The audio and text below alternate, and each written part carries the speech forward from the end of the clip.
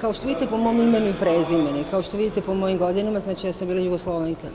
I sasvim je bilo normalno da se zainteresujem za tu temu, posebno da shvatim, pošto ja kad sam ovde živela, sam ovde završila osnovnu školu i gimnaziju, ja nisam učila ono što se sada verovatno uči, odnosno žela sam ja takođe da vidim zašto je došlo do raspada Jugoslavije i da bi shvatila zašto je došlo do raspada, sam krenula od samog osnivanja.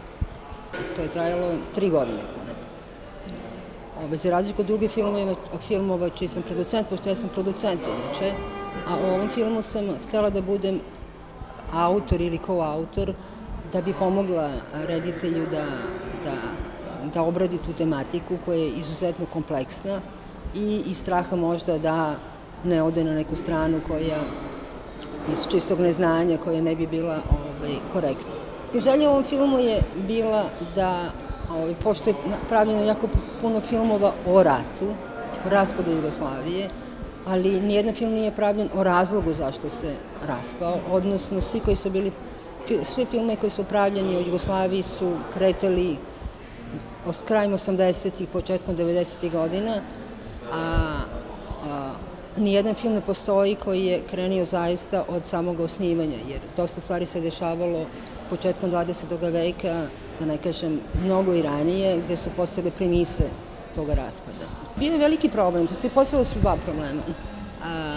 Prvi problem je da se radi film za jednu publiku koja apsolutno ništa ne zna i da je tematika toliko komplikovana da sam više godina provela da bi ubedila Arte da uđe u takav projekat, jer je prva reakcija bila to niko ništa ne razume i kako ti misliš da napraviš film o tome, kako će ljudi to da shvate.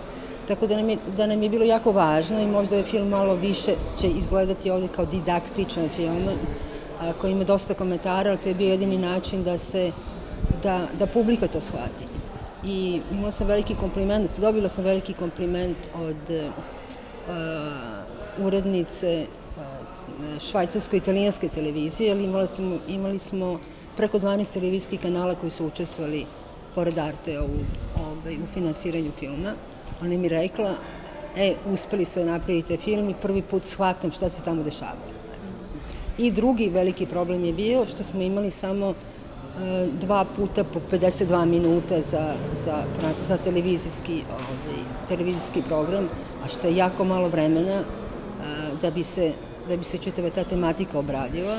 I što je važno za ovaj film je ugao pod kojim je pravljen film, odnosno ne postoje akteri rata, ne postoje političari, nismo radili razgovore sa akterima rata, nismo radili razgovore sa političarima, to su jedino, i radili smo iznutra gde su sagovornici jedino bili istoričari, sociolozi, politikolozi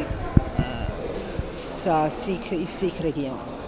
Osim u Nemačkoj i Francuskoj, gde se simultano prikazuje film, prikazuje se isto u Belgiji, u svim frankofonskim zemljama, Belgija, Luksemburg, Švajcarska i takođe i u drugim zemljama sa kojima Arte ima ugovore.